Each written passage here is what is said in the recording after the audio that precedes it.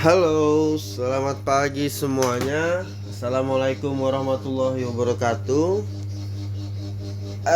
Pada kesempatan pagi ini saya akan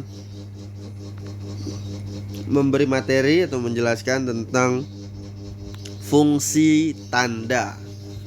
Fungsi tanda ini, tanda apa sih tanda? Ya, sesuatu yang kalian gunakan di atas panggung itu semuanya adalah tanda.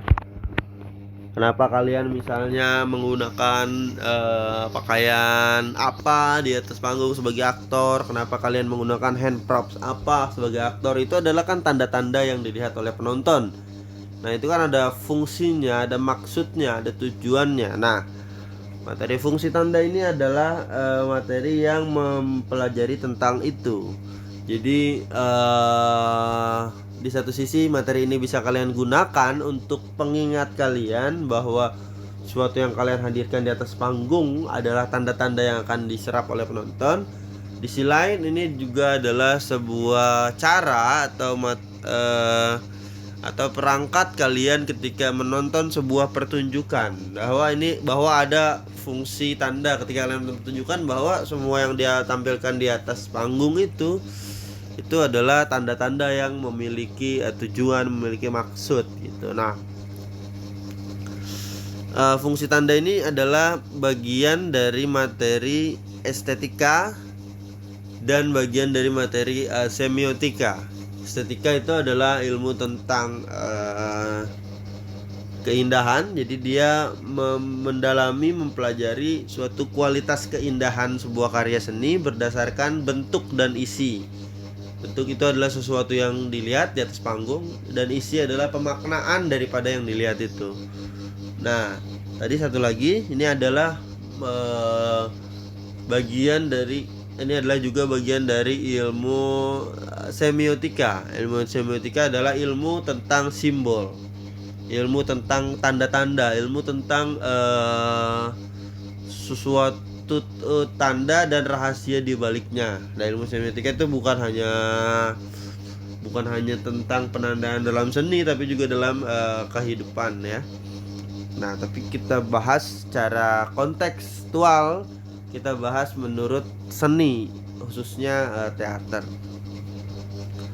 Fungsi tanda ini ada 3. Yang pertama adalah ikon atau suatu penanda berdasarkan kemiripan atau similarity. Jadi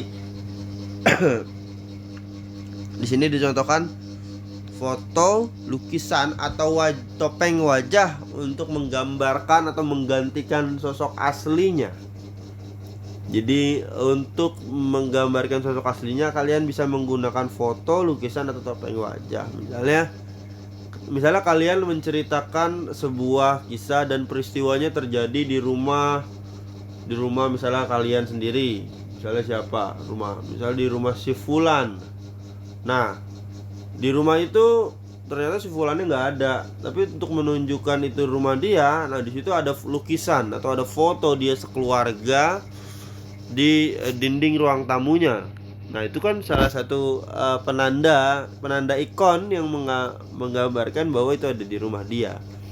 Atau misalnya kalian mempertunjukkan suatu pertunjukan yang tidak realistik. Misalnya kalian menunjukkan sebuah pertunjukan yang menceritakan tentang korupsi misalnya.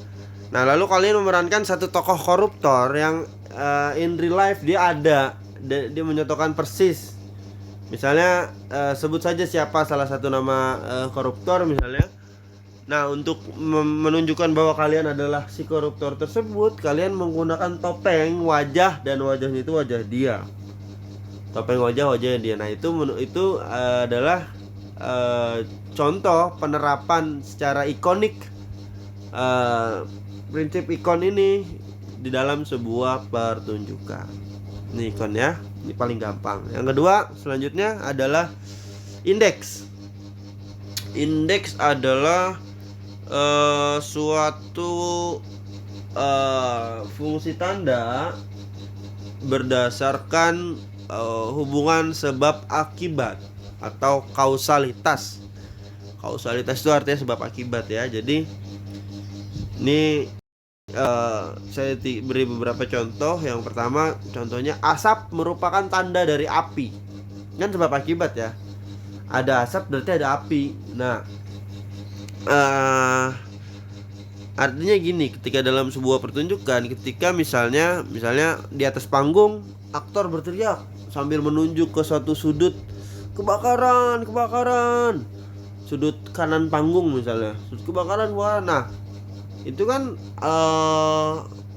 artinya di sudut kanan panggung itu ada api, ya kan? Nah, apakah untuk menyatakan itu api, kan itu tidak terlihat nonton ya? Apakah harus ada api betulan di sana? Kan tidak perlu ya.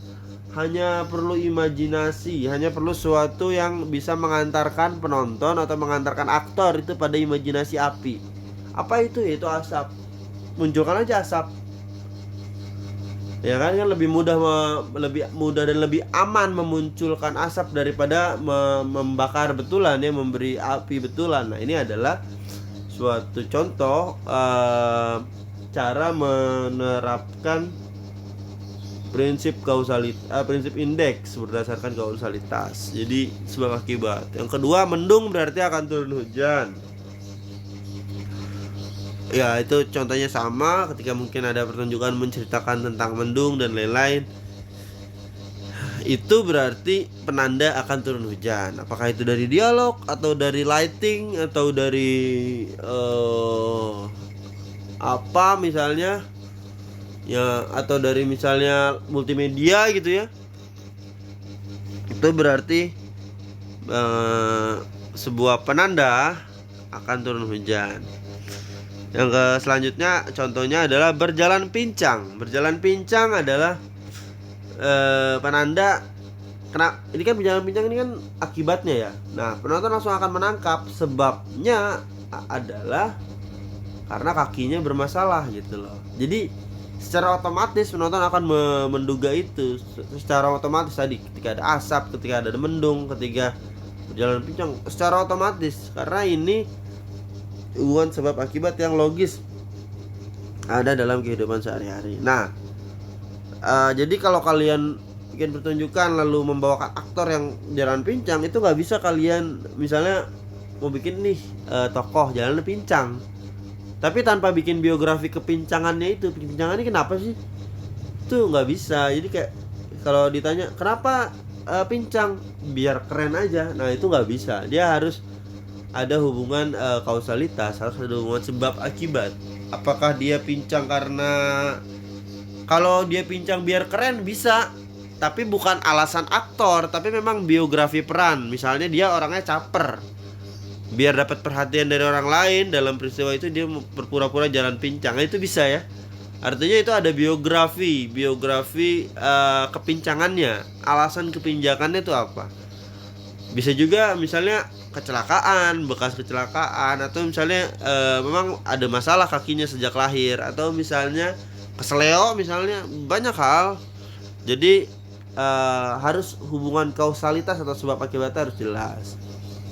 Selanjutnya misalnya kopi hitam, penanda menahan kantuk, berarti menahan kantuk. Jadi kalau misalnya tiba-tiba menceritakan tentang orang yang duduk di suatu ruangan, lalu tiba-tiba di situ ada kopi hitam, nah itu penanda bahwa oh ini malam nih, atau malam belum tentu malam juga, tapi yang sudah pasti oh ini berarti dia ngopi menahan kantuk nih, kopinya kopi hitam misalnya. Nah, itu kan secara otomatis penonton akan menangkap itu. Nah, ini sisi indeks. Nah, kalian bisa menggunakan ini dalam sebuah pertunjukan kalian. Jadi salah satu cara menyutradarai pertunjukan adalah dengan mengubah dialog menjadi peristiwa. Contohnya misalnya di dalam dialog, aku merasa ngantuk, aku tidak. Nah, itu diulang-ulang ngomongin ngantuk. Nah, itu bisa diedit dialognya, bisa diganti dialognya dengan sekali aja ngomong ngantuk, tapi gunakan media media hand props, yaitu dengan kopi hitam. Lalu beberapa kali kalian tengguk kopi hitam, dalam berapa jeda itu sudah penonton sudah paham, oh itu ngantuk maksudnya. Tapi digambarkan dengan bentuk lain. bukan dengan bentuk dialog lagi gitu, tapi dengan bentuk adegan. Oh, adegannya minum kopi, misalnya setiap berapa kali dialog minum kopi. Nah, itu penanda ngantuk. Bilang ngantuknya sekali aja, itu kan bisa ya. Jadi itu adalah salah satu teknik menyutradarai, di mana mengubah suatu dialog menjadi suatu bentuk. Nah, ini karena kita sedang belajar indeks, jadi mengubah suatu dialog menggunakan satu bentuk benda berdasarkan hubungan kausalitas atau indeks ya. Coba kalian perhatikan lagi di naskah kalian, ada nggak kira-kira yang bisa dibuat metode ini gitu, metode ini diterapkan dalam naskah yang sedang kalian latihkan gitu. Selanjutnya, yang terakhir ini adalah simbol. Jadi tadi yang pertama ikon, yang kedua indeks, yang ketiga adalah simbol. Yang terakhir ya, jadi ada 3 fungsi tanda itu ya. Simbol ini adalah sebuah fungsi tanda yang didasari oleh konvensi atau kesepakatan. Jadi dia sifatnya subjektif, tapi subjektifnya secara komunal gitu loh. Jadi misalnya gini, bunga mawar sebagai simbol cinta. Nah, itu kan subjektif ya, nggak ada hubungan sebab akibat ya. Kenapa sih bunga mawar jadi simbol cinta? Kan nggak ada ya, dia simbol aja. Dia nggak pasti. Oh, mungkin bagi orang lain bunga mawar itu bukan simbol cinta, itu bisa aja. Tapi secara konvensional, secara umum bunga mawar itu digunakan sebagai simbol cinta. Nah, simbol ini sifatnya subjektif tapi kolektif gitu ya. Jadi subjektif tapi harus dipahami bersama minimal oleh target penonton yang ingin menonton pertunjukan kalian. Misalnya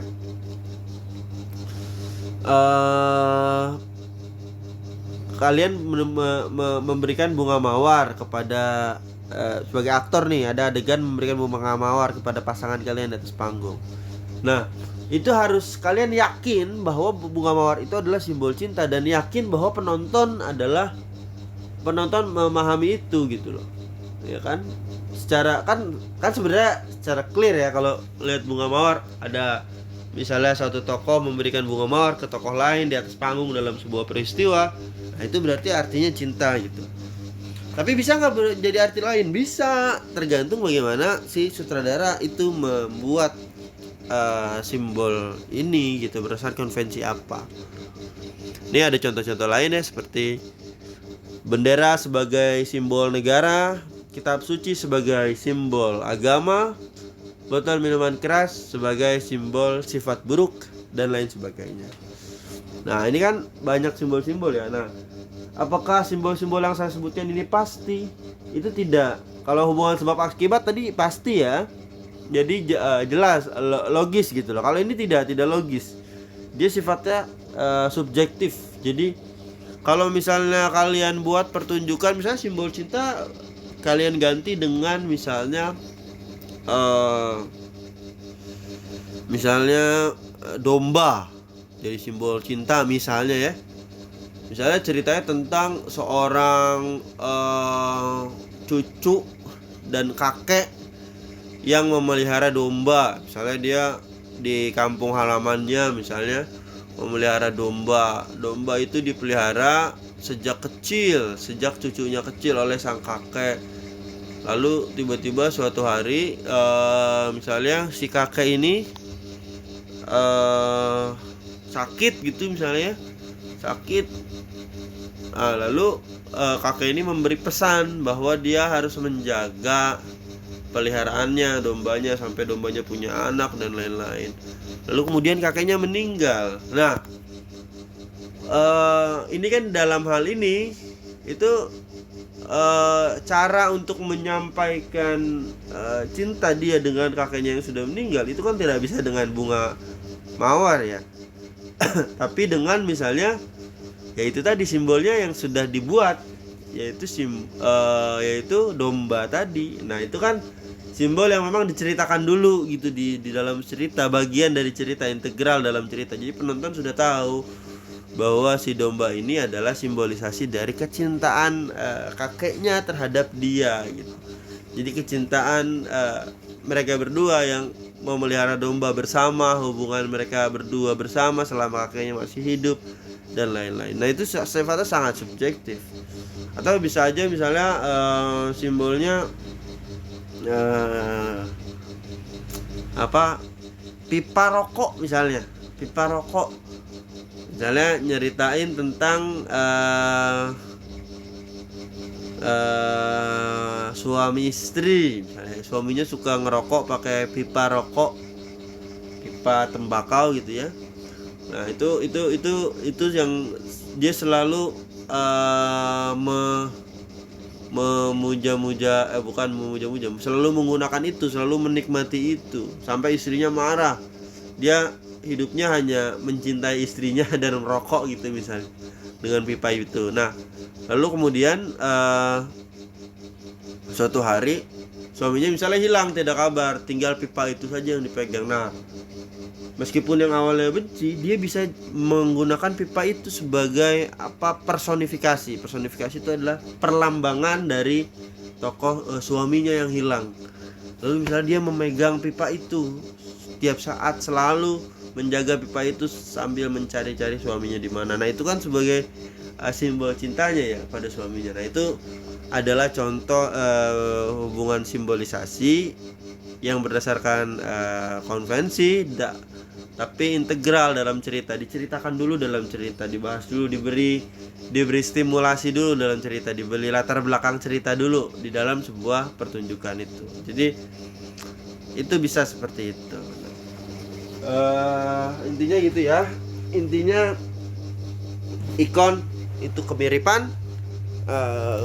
Tadi yang kedua, indeks adalah kausalitas. Nih, ikon adalah kemiripan, indeks adalah kausalitas atau hubungan sebab akibat. Yang ketiga, simbol adalah konvensi atau kesepakatan bersama. Begitu kurang lebih. Saya kira cukup sampai di sini.